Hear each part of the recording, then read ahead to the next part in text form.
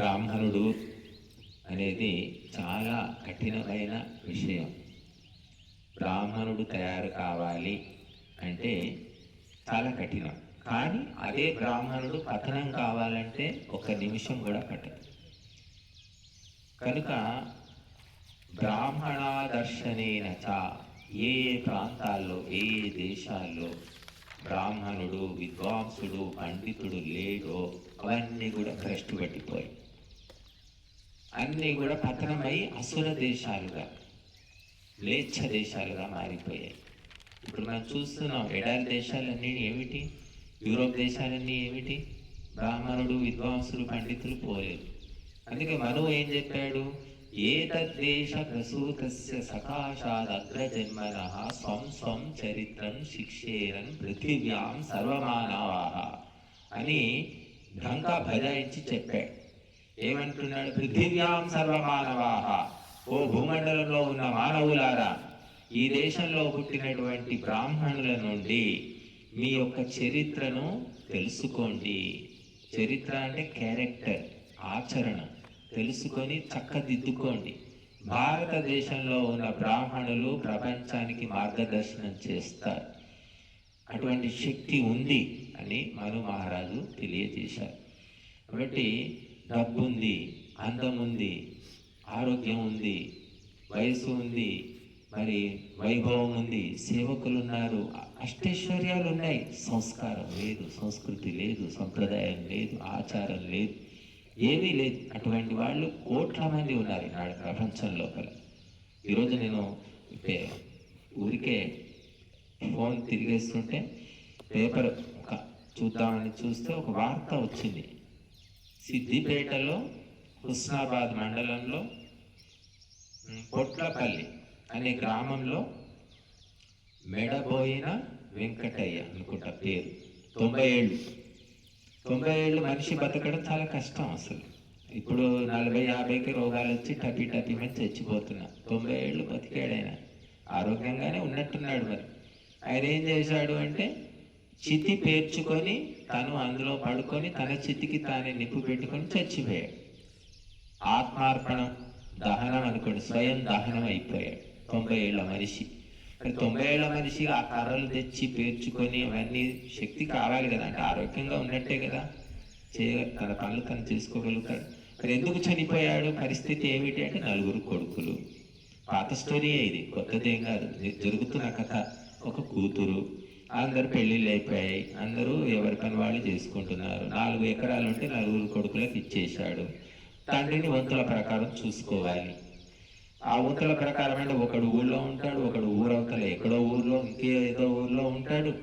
అక్కడికి పోవాలి, రావాలి, పోతే చీత్కారాలు, దూత్కారాలు ఎన్నో ఉంటాయి ఇంకా. కాబట్టి ఆ భార్య చనిపోయింది. ఎప్పుడు భార్య ఉంటే ఏదో మంచికో చెడుకో ఒక భారత నారి కాబట్టి కాస్త పుస్తో చూసుకునేదేమో.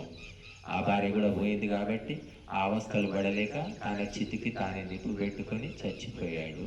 ఇది ఏం చెప్తుంది మనకు, ఈనాడు ఉన్న హిందూ సమాజం యొక్క దుస్థితి. ఇక్కడ హిందువులేగా, ఎందుకంటే అన్నీ ఉన్నాయి మన దగ్గర శాస్త్రాలు, ఒకటి తక్కువే లేవు.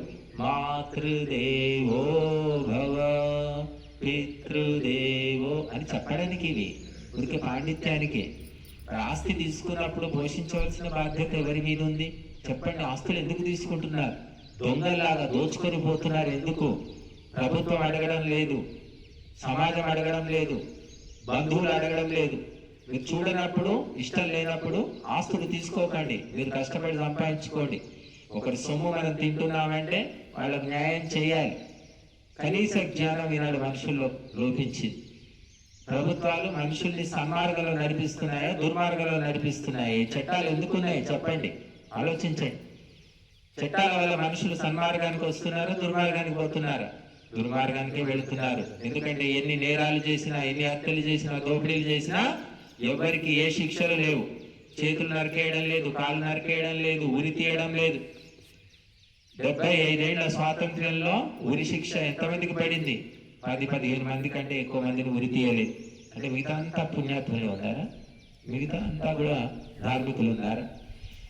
కాబట్టి ప్రభుత్వము ఎందుకున్నది అంటే ప్రజలకు మార్గదర్శనం చేయడానికి. కానీ ప్రభుత్వమే గూండాలను, రౌడీలను పోషిస్తున్నది. దొంగ నాయకులు మనకు తయారైపోయారు. సామాన్యుల జీవితాలు అతలాకుతలం అయిపోతున్నాయి. సంస్కృతి, సభ్యత చెప్పడానికి విద్వాంసులు లేరు, పండితులు లేరు. పూజ అనేది ఒక తంతులాగా మారిపోయింది. భజనలు ఎక్కడ లేవు. కనీసం పూర్వం ఊళ్ళల్లో సాయంత్రం అయితే భజన చేసుకునేవాళ్ళు. భజన సంఘాలు ఉండేవి. భజన సంఘాలన్నీ మూలకు పడ్డాయి. కేవలము డీజేలు పెట్టుకుని డ్యాన్సులు చేసుకునే కమిటీలు తయారైపోయాయి, గుంపులు తయారైపోయాయి. కాబట్టి తండ్రి 4 ఎకరాలు తీసుకొని ఒక కొడుకు కూడా, అంటే 4 కొడుకులు అలా ఉండకపోవచ్చు, కానీ పంపకం. నెల ఇక్కడ ఉండాలి, నెల అక్కడ ఉండాలి, పిల్లి తిరిగినట్టు తిరగాలి. ఇటువంటి భయంకరమైన వాతావరణము హిందూ సమాజంలో ఏర్పడింది. ఇది మొదటి వార్త కాదు, ఇది చివరి వార్త కాదు. చాలా విన్నాను. కొంతమంది విషం తాగి చచ్చారు, కొంతమంది ఉరి పోసుకొని చచ్చారు, కొంతమంది బావిలో దూకి చచ్చారు, వృద్ధులు. మరి ఎవరో దయగల వాళ్ళు, ధార్మికులు వృద్ధుల కోసం వృద్ధా ఆశ్రమాలు ఏర్పాటు చేశారు. కొంతమంది ఉచితంగా కూడా పోషణ చేస్తున్నారు, కొంతమంది కొద్ది డబ్బులు తీసుకుంటున్నారు. కానీ ఆ సమాచారం కొంతమందికి తెలియకపోవచ్చు. కొందరికి తెలిసినా కూడా పరువు కోసమనో, గౌరవం కోసమో, సిగ్గుపడో, నీకు 4 కొడుకులు నాకు వృద్ధాశ్రమంలో ఎందుకు చేరవయ్యా గతి లేని వాడిలాగా అని అనుకుంటారనో ఫాల్స్ ప్రెస్టేజ్లో చాలా మంది అవస్థలు పడుతూ ఉన్నారు. కనుక ఆ ఫాల్స్ ప్రెస్టేజ్ అనేది తీసేయాలంటే దానికి ఆధ్యాత్మిక జ్ఞానం కావాలి. అందుకే మనం చెప్పేది పండితుడు, మనం చిన్నప్పుడు చదివాం, అప్పిచ్చువాడు వైద్యుడు, ఎప్పుడు నెడతెగక పారు నేరును ద్విజుడున్, చొప్పడిన యూర నుండుము చొప్పడకున్నట్టి యూరు చొరకుము సుమతి అన్నారు. ఏ ఊళ్ళో ఉండాలి మనం, ఏ ఊళ్ళో ఉండకూడదు అనేది ఈ పద్యం చెబుతుంది. అప్పిచ్చేవాడు ఉండే ఊరుండు, అప్పు దొరకాలి మనకు. అప్పు పుట్టేటట్టుంటే ఆ ఊళ్ళో ఉండు, అప్పు పుట్టని ఊళ్ళో ఉంటే నువ్వు ఇబ్బంది పడతావు. ఏదైనా అత్యవసరమైనప్పుడు ఎవడు సాయం చేయడు. అప్పుడు ఇలా ఇక్కడ అప్పిచ్చువాడు ఉండే ఊర్లో ఉండు. తర్వాత వైద్యుడు ఉండాలి ఆరోగ్యాన్ని బాగు చేయడానికి. వైద్యుడు ఉండే ఊర్లో ఉండు, వైద్యుడు లేకపోతే ఆ ఊర్లో ఉండకు. ఎప్పుడు నెడ తెగక పారు నేరును, ఎప్పుడు పారే ఏరు అంటే నీటి సౌకర్యం ఉండాలి ఆ ఊర్లో, అటువంటి ఊళ్ళో ఉండాలి. ద్విజుడు ఉండాలట. ద్విజుడు అంటే పండితుడు, బ్రాహ్మణుడు. బ్రాహ్మణుడు ఉండే ఊళ్ళో ఉండు, ఎందుకంటే వాడు సంస్కృతి, సంస్కారం, సంప్రదాయం చెప్తాడు, పాప పుణ్యం చెప్తాడు, స్వర్గం నరకం చెప్తాడు. కాస్త భయం, భక్తి కలుగుతుంది. ఈనాడు ఎన్ని ఊళ్ళు మనం పెద్ద పెద్ద మేడలు కట్టుకుంటున్నారు, మిద్దెలు కట్టుకుంటున్నారు, కార్లలో తిరుగుతున్నారు, కానీ బ్రాహ్మణుడు లేరు. ఎన్నో ఊళ్ళల్లో బ్రాహ్మణుడు లేడు, గుడి లేదు, గుడి ఉంటే దీపం పెట్టే దిక్కు లేదు. అటువంటి ఊళ్ళు వేలకు వేలు ఉన్నాయి హిందూ సమాజంలో. ఒక్క సమాజం, ఒక్క ఊరు ఒక్క బ్రాహ్మణుడిని పోషించలేకపోతుంది. క్రైస్తవులు పాస్టర్లను, ఫాదర్లను వేల రూపాయలు ఇచ్చి పెంచి పోషిస్తున్నారు. మౌల్వీలు, ముల్లాలను మరి ముస్లింలు పోషిస్తున్నారు. బ్రాహ్మణుల ఉసురు పోసుకుంటున్నారు, విద్వాంసుల ఉసురు పోసుకుంటుంది హిందూ సమాజం. గుడి కట్టడానికి లక్షలు ఇచ్చేవాళ్ళు ఉన్నారు.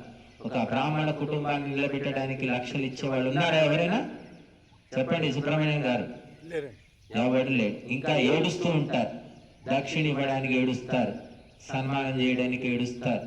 అందుకని ఈ తలనొప్పి ఎందుకని చాలా మంది బ్రాహ్మణులు ఆ బ్రాహ్మణ వృత్తి, అర్చకత్వం కానీ, వేదాభ్యాసం కానీ, యజ్ఞయాగాది కర్మలన్నీ వదిలేసుకొని ఏదో చదువుకొని ఎక్కడికో వెళ్ళిపోతూ ఉన్నారు.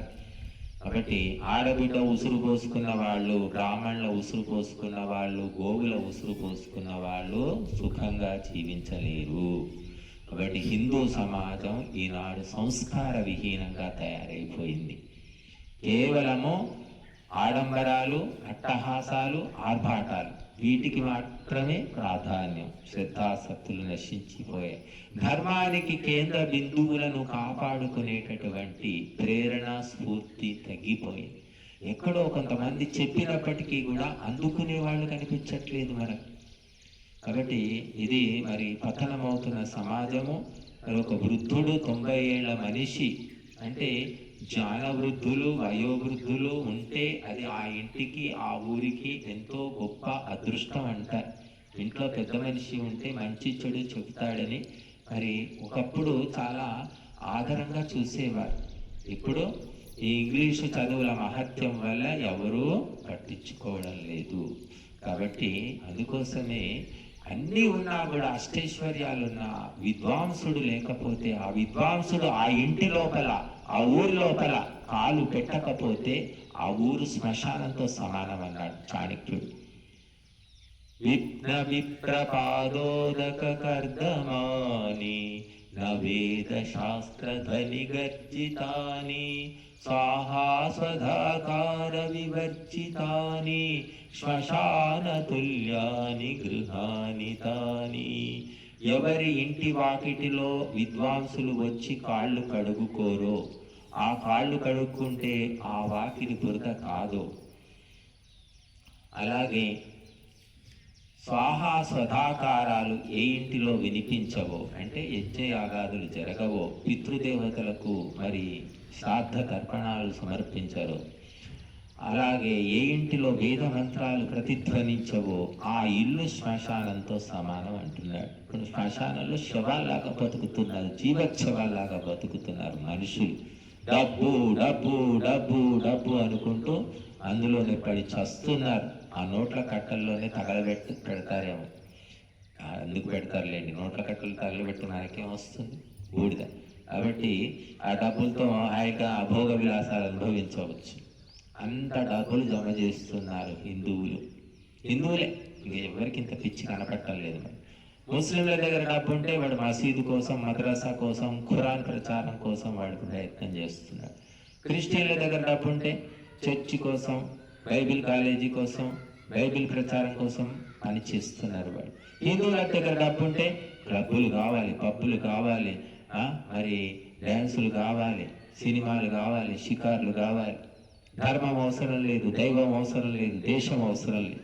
ఇటువంటి పరిస్థితి ఈనాడు హిందువులకు ఉంది.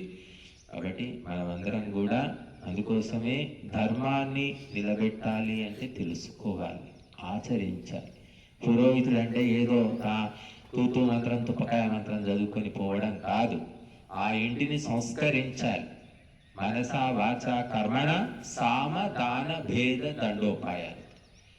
అటువంటి అధికారం నీకు ఎప్పుడు వస్తుందంటే నువ్వు ధర్మాన్ని తెలుసుకున్నప్పుడు, ధర్మాన్ని ఆచరించినప్పుడు నీ వాక్కులో, నీ ఆలోచనలో అటువంటి శక్తి వస్తుంది.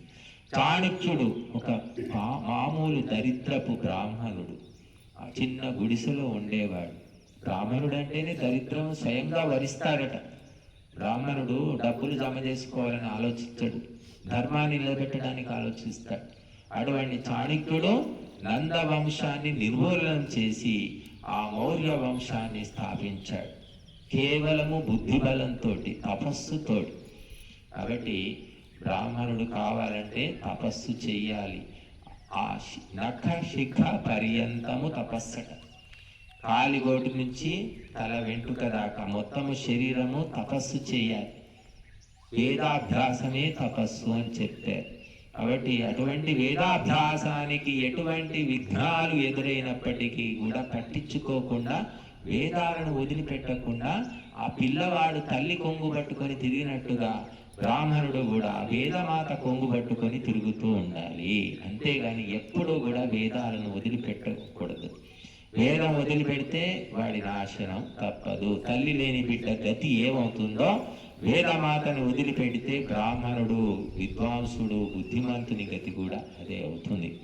కాబట్టి మనము ఛాయశక్తుల ఈ వేద అభ్యాసము, ధర్మ ప్రచారము వీటిని అంకితమై చేయాలి. ఇదే భారతీయుల యొక్క ప్రధానమైన కర్తవ్యం. ప్రపంచంలో లేనిది కేవలము భారతదేశంలోనే ఉన్నది, చేయగలిగేది ఇది మాత్రమే. ఓం శాంతి.